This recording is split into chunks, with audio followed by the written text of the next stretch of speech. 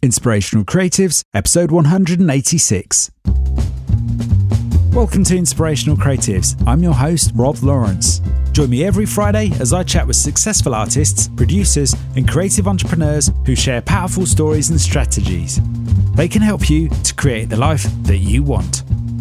Listen each week as these inspirational creatives show you how to take your creativity to the next level. You'll learn how to create a sustainable business that inspires others and gives you the financial freedom and lifestyle that you want. Thanks for listening. Make sure you sign up at inspirationalcreatives.com to get free exclusive bonus material. And now, on with the show. Rob here, and welcome to this special short action episode of Inspirational Creatives. Today I'm going to share with you some exclusive content. If you're new to Inspirational Creatives, these short action episodes, which appear every Wednesday, are designed to help you to take some life-changing action towards living a life you deserve. Last week, I replayed my interview chat with actor, best-selling author, and business communications expert Michael Port. In this short action episode, I'm going to share with you what I believe is a simple yet very effective concept that Michael shared when we had our conversation originally in episode 99. I shared with you in episode 185 a brief clip of a voice message my good friend and photographer Will Manklow recently left me when he reflected back to me how this particular action, the one I'm about to share with you today, has been effective for him growing his photography workshop business. Now, speaking to many creative entrepreneurs on a daily basis, as I do, I learned that one of the toughest challenges for creative folks like you and me is inviting people to take action when they've expressed some interest in the work that we do. For example, how do we get someone to buy our painting, music, coaching or photography when we've shared with them what we do on stage, at an event or in an exhibition? Curious to know, in the last episode, I asked Michael how he invites somebody who may be interested in his products or services to take action. Here's what he had to say. I don't think there's anything wrong with having an agenda. I think there's nothing wrong with saying, listen, guys, this is what I want. I want you to do this because I believe that I can help you with this. Michael suggests being really clear about what action you want your audience or customer to take. For example, you could say to them, I want you to do this because I believe I can help you achieve this. I don't think people fault you for that. And once in a while, if somebody faults you, fine. But the majority of people won't. The majority of people understand that if you are there to be in service of them and you deliver on your promise, which is a key component of any speech, then they're okay with you saying, listen, let's do this. Now, I was never a sell from the stage kind of guy. That was not my thing. But I needed to figure out a way to stay in touch with people. In the beginning, of my career, I would speak for free to get exposure before I was a professional speaker. And I said, I got to figure out a way to do this that feels appropriate for me. My benchmark was always what my mother would think. If my mother would think it was a nice way to do it, then I would do it. I thought this was a really important and insightful point. Michael wouldn't take action that didn't feel right to him. Maybe that one of the reasons we get stuck inviting people to take action is because we're not comfortable with the way that we're inviting them to take action. Remember, somebody else's style may not necessarily feel right to you. Michael explains how he overcame this challenge. So I came up with this idea of the always have something to invite people to offer. Now, this is actually in Book Yourself Solid, which was my first book, came out in 2006. The always have something to invite people to offer. So what I did at the time is I would invite people to a teleseminar, a conference call. This is before podcasts existed. I'd say, listen, I do this thing every Monday at noon Eastern. And I bring a different topic that I think will help you think bigger about who you are and what you offer the world. And if you love it, you'll keep coming. If you don't, you won't come back. But it's free. Nothing is expected of you. And here's how you get access to it. Great. About 50% of audiences would come check it out. And about what I found was about 90% of that 50% would then stay and would come back either once a week, twice a week, once a month, once every quarter. They would somehow stay engaged. And 85% of my client base came through that always have something to invite people to offer. Now, the key is that it's consistent and it's frequent. Because if it's consistent but it's once a year, then it's not frequent enough to be and always have something to invite people to offer. Because let's say I did it yesterday and I met you today. And I said, hey, listen, I'm doing this thing 365 days from now. Put it in your calendar. And you're like, I'm sorry, I can't think about next week, let alone 365 days.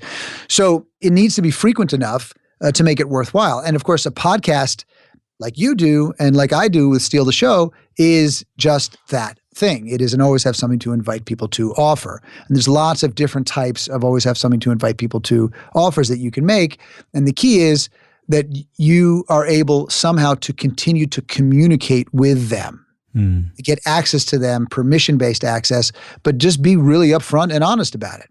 Michael suggests that the key to the success of this approach is to be both consistent and frequent with your offer. And remember what Michael said at the end of that clip there, this is a permission-based access too. So the people coming to you are there because they want to be there, and they are there because you've been upfront and honest about what it is that you're offering. In the early days for Michael, 50% of those he was able to reach would come and check out what he had to offer. He says that 90% of that 50% would stay engaged.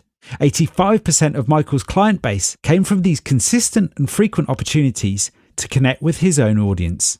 In my friend Will's experience, he runs regular photography meetups, which are a consistent and frequent opportunity for him to connect with his own community. For me, it's this podcast and the free mastermind sessions that I run. I'd like to ask you, what is it for you? What is your always having something to invite people to offer? I suggest that you think big, so maybe it needs to be much more than just a sign-up form on a website or a free downloadable product. What about a regular event, meetup, exhibition or webinar? What could you invite people to, no strings attached, so that they can get to know you and what you have to offer them a little better? This could be an opportunity for you to connect more deeply with your own audience, to understand their needs, whilst showing them how you can be of service to them and how what you do can serve them to improve their lives. What we do when we promote our courses or our events from an event. So, for example, when we did this masterclass this weekend, and it was a full day, 9 to 6 p.m. It was packed day.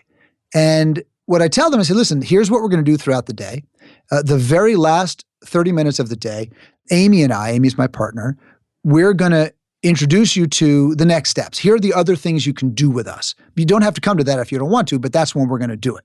People are like, great. We don't mention anything about anything that we sell during the rest of the day. We just deliver on the promise. And then people who are actually interested in learning more, well, they sit in for that half hour and we tell them, here's what we have.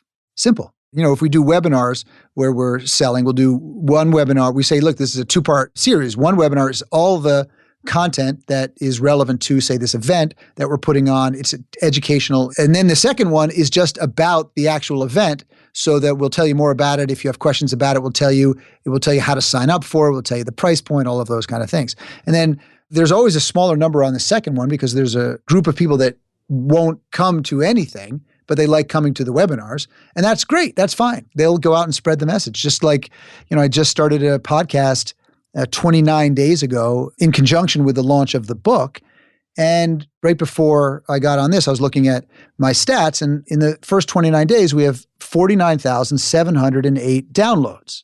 And yeah, we've been doing great. And I'm thrilled. But not all 49,708 people are going to come and buy something. I wouldn't expect that. That would be unrealistic. So there are certain people you're meant to serve and others that you're not. And your job is to do everything in your power to reach the people you're meant to serve. As Michael puts it, your job is to do everything in your power to reach the people you are meant to serve. So to summarize this short action episode then, what could you offer that is you're always having something to invite people to offer? What could you offer that is consistent and frequent enough so that people can get to know you and your work, which may be of service to them, more deeply? Good luck taking action today. I'd love to know how you get on, so here's my offer. Drop me an email at rob@inspirationalcreatives.com and I will definitely respond to you. Thanks for listening. Nothing beats the stories and advice of an expert to help you raise your creative game. I would love to know what you thought about today's episode, so don't forget to subscribe in iTunes where you can rate and review the show. If you like this episode, I invite you to share it on Facebook or Twitter with the one person you know who will benefit from the wisdom shared here today. You can find the show notes on inspirationalcreatives.com/podcast.